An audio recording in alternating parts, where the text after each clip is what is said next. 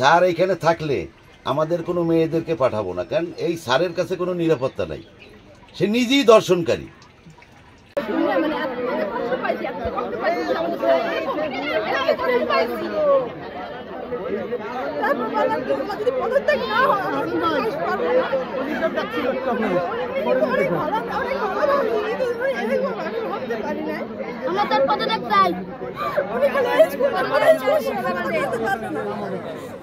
শিক্ষকতা করতে পারবে না, স্কুলে একটা মেয়ে স্বীকার করছে, এখন তো অন্য স্কুলে স্বীকার করবে না, এটা কিন্তু করা যায় না, ঠিক আছে? কোনো বলা যাবে না।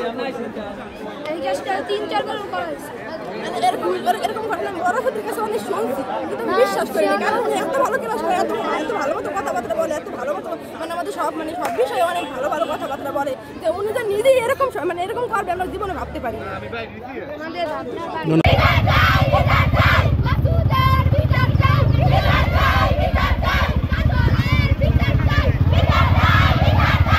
এই যে দাবি দেওয়া বা আপনাদের যে আন্দোলন বা আপনাদের যে প্রতিবাদ, এই প্রতিবাদটা কার কাছে? নিশ্চয়ই কোনো প্রশাসনের কাছে।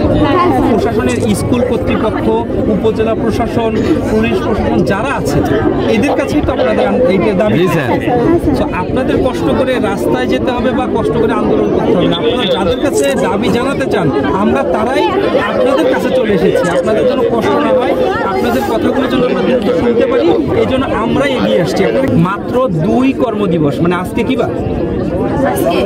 আজকে মঙ্গলবার, বুধ এবং বৃহস্পতিবারের মধ্যে একজন ক্যাডার অফিসারকে, সিনিয়র মৎস্য কর্মকর্তা, একজন ক্যাডার অফিসার, ওনার আহ্বায়ক করে একটি কমিটি করা হয়েছে। আজকে সকালবেলায় কমিটি করা হয়েছে।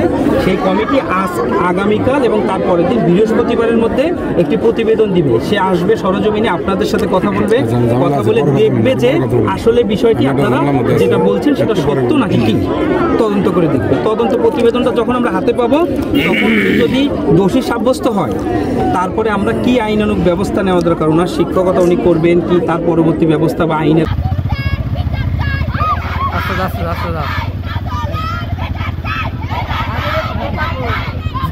ভাই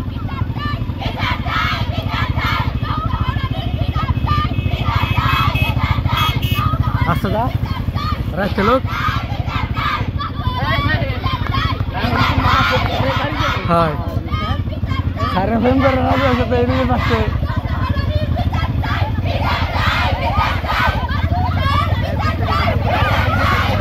তো